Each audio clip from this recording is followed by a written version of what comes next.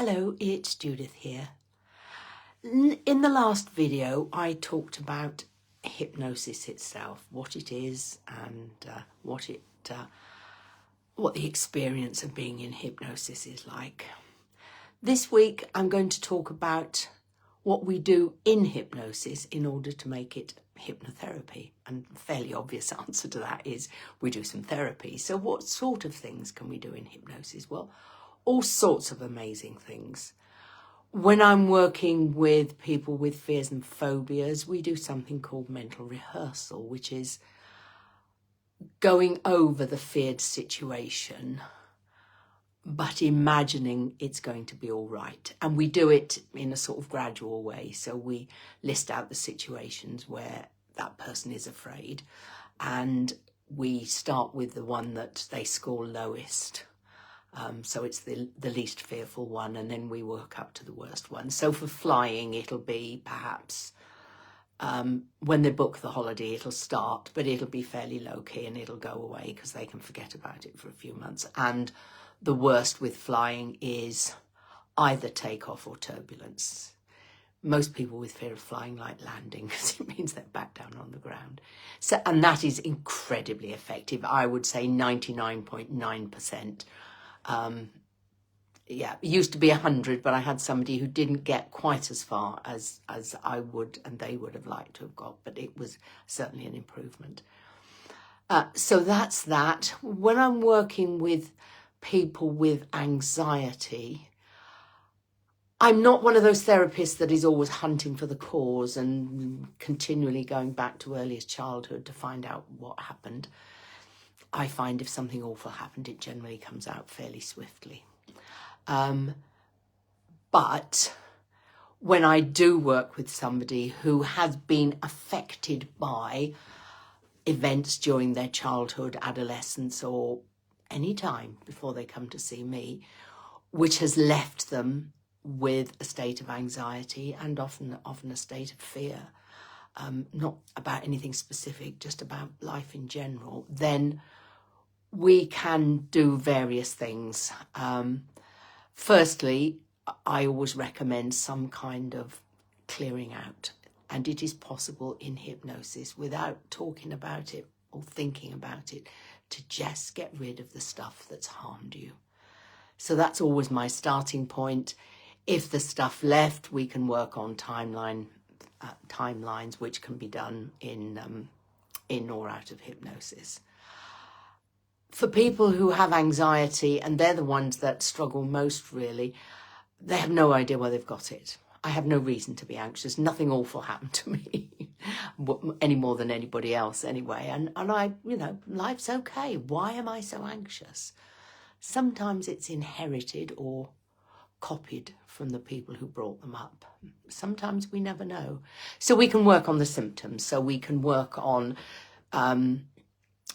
the feelings, the thoughts, the feelings, and the behaviours, and that is a cycle. That's a cognitive behavioural therapy model.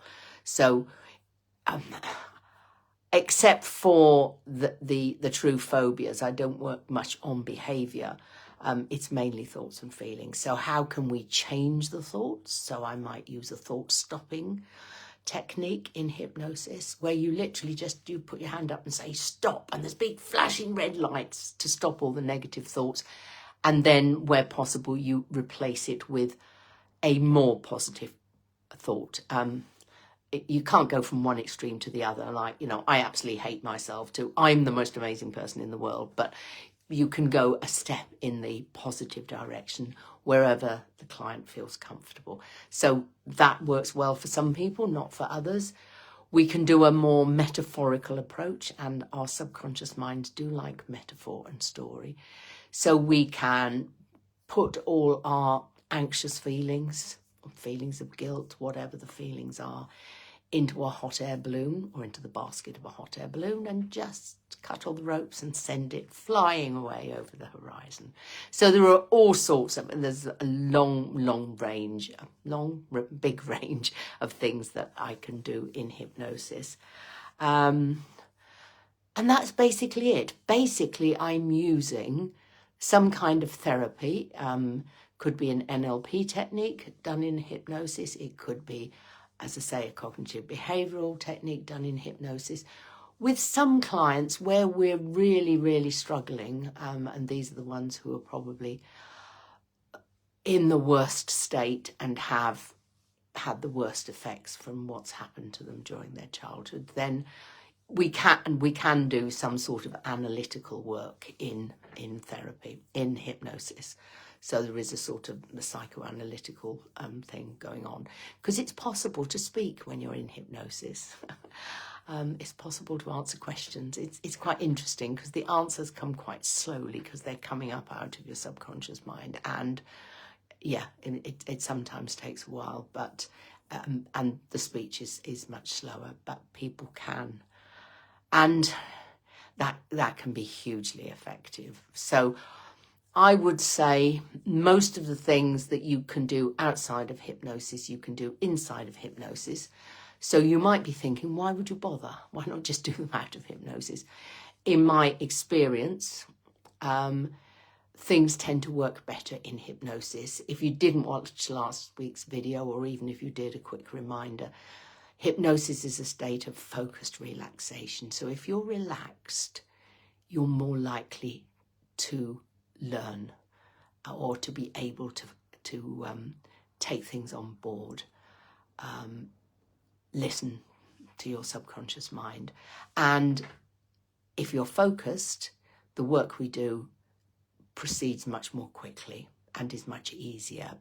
And because you're in hypnosis, all the distractions are removed and you're just focusing in on what we're doing. And it's about the best sort of focus you can have.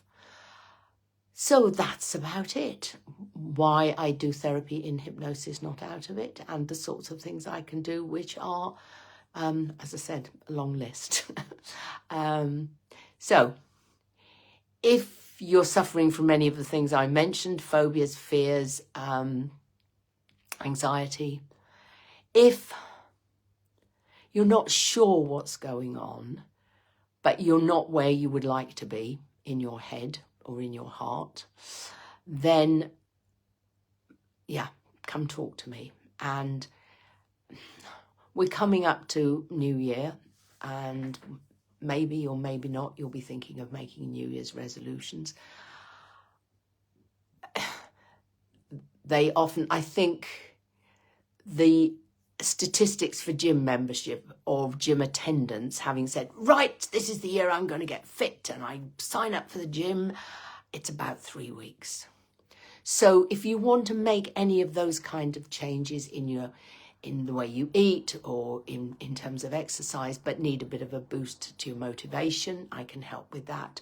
Or, as I say, if your mind set isn't as you would like it to be, if you feel there are some things to be removed or some barriers to be overcome, why not make it a new year and a new start? Why carry on with whatever is getting in your way from having as happy a life as you can have? Why not do something about it in the new year once and for all, and then you can really, really have a happy new year. But anyway, more about that in the new year. For now, if this is the last video you watch, have a wonderful, wonderful Christmas or break, whatever you're doing. And I will see you. No, I won't. It's all right, I'm getting my weeks confused. Christmas has come suddenly upon me. I had to go and do some swift shopping yesterday. No, I won't see you on a video until after Christmas. So for everybody, it's a happy Christmas, a happy new year, and I can help make it a happy new year if you would like, or just have a wonderful break. And please, if you're the one doing most of the work, then please take time out for yourself to relax. Make sure every day has a bit of me time in it, because without that, you will not be able to enjoy whatever's happening, and neither will other people, because you won't be in the best state of mind. Okay then. Just happiness all round for the next couple of weeks, and I will see you in a bright, sparkling new year in January. So take care until I see you then. Bye.